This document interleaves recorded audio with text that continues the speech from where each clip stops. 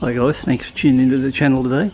Thought I'd install a headlight bezel on this Triumph Street Scrambler of mine, and it's been sitting there now for, I don't know, the best part of 2 months. I haven't got around to doing it, so I thought today's today.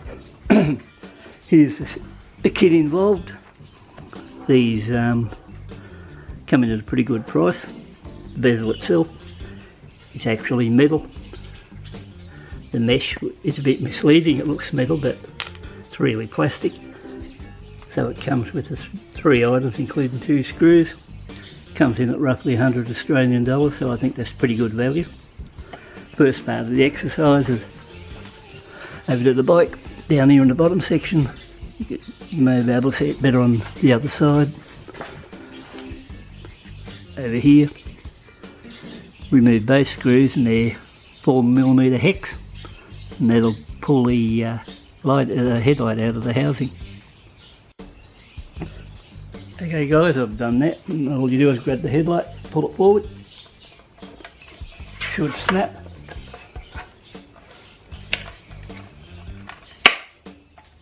Like so.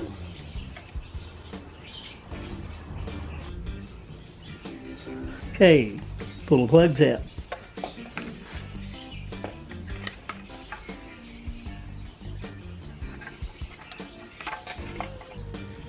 Of course, I'd like to say that I had no trouble getting both these plugs off, but in reality the big one was on almost rock solid and the smaller one was really difficult, but I used along those pliers and eventually freed it. But this is like a brand new bike, it hasn't travelled very far and everything was tight on it, so main thing is I got it off with no drama, so that's the main thing.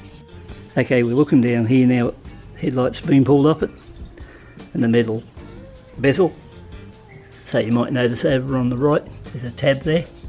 On the headlight there's a tab, so that's the position it'll go on. It's got 3 metal pins. These are the things you have to be careful on all these motorbikes when you remove a headlight, because especially on Royal Enfield when I've been removing pins, good idea to wear safety glasses, because sometimes, I don't know about this bike, like I said, I've never had anything off it, but on an Enfield I've seen them fly off with that speed or velocity that you're not wearing safety glasses or anything like that, and if you're unlucky and they hit you in the eyes, well, there goes your eyes. So a smart move with any of these ones to always wear safety glasses. So we'll rip that headlight out and switch over to the new location.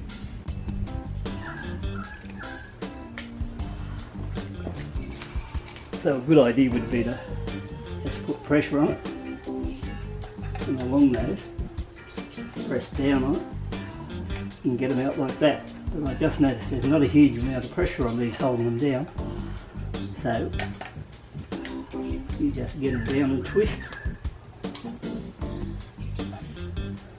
So for example, if you're attacking an Enfield headlight, totally different story, and you can bring it back up to your position.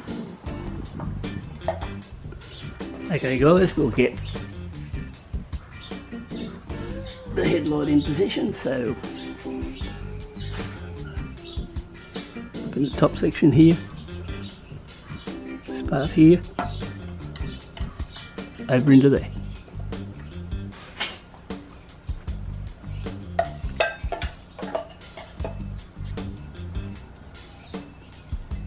Okay, we've got the headlight fully assembled.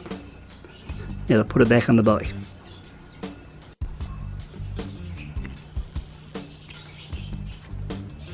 Okay guys, all this now is complete the build, is put the grille on.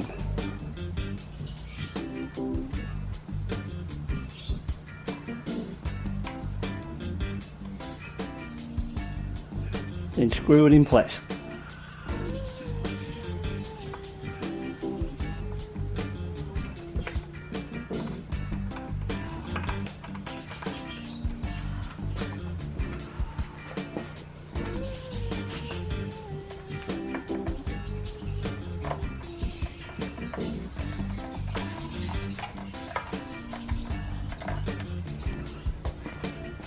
There you go, headlight build complete,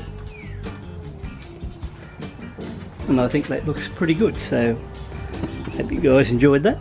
So for $100, I think it looks pretty smart. So you got a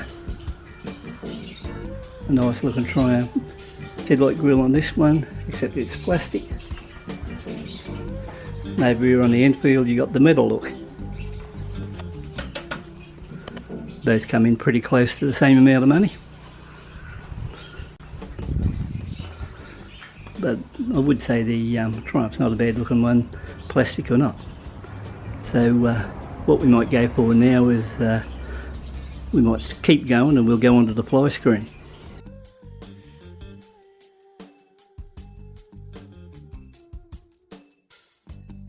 Reddit, I thought we might fit this mini fly screen kit I bought from Dart in the UK, so that worked out at $155 landed, so that includes postage, so that looked like a pretty good deal to me, so I went ahead and bought it. It's a smaller version, so it's the dark tint, and even when you look on their packaging, they all look pretty good on it.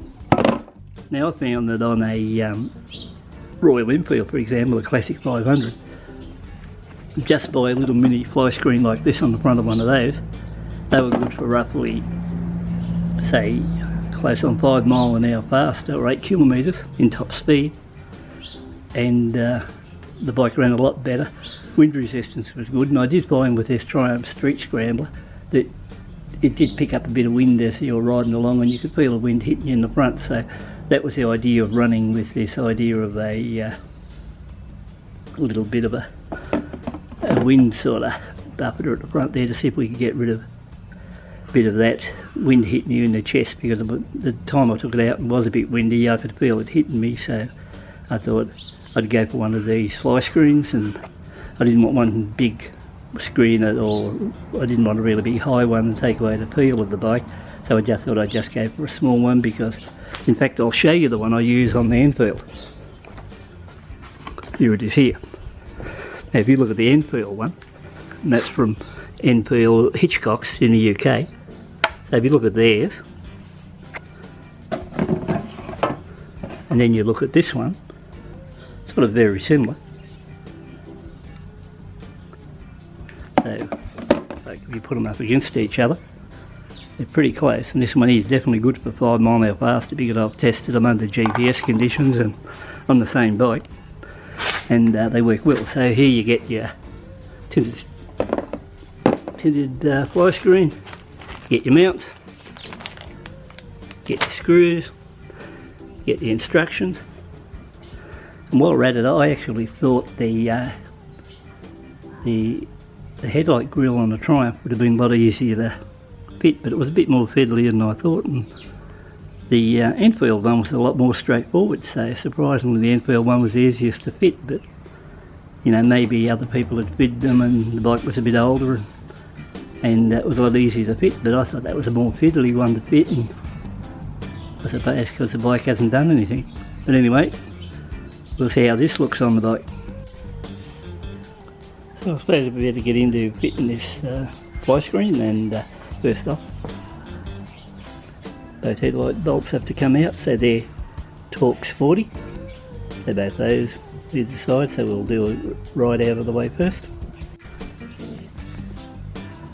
Now naturally you won't be using that bolt again, and nor will you be using that rusty Torx. Then I'll remind just to clarify how to put your mounts in. There's your 30mm. It's in here like so.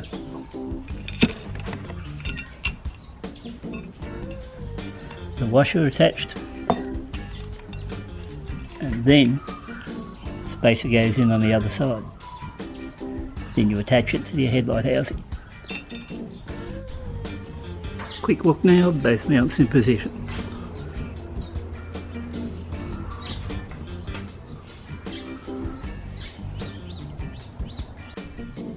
Just these 4 screws to attach to the screen, and it's finished.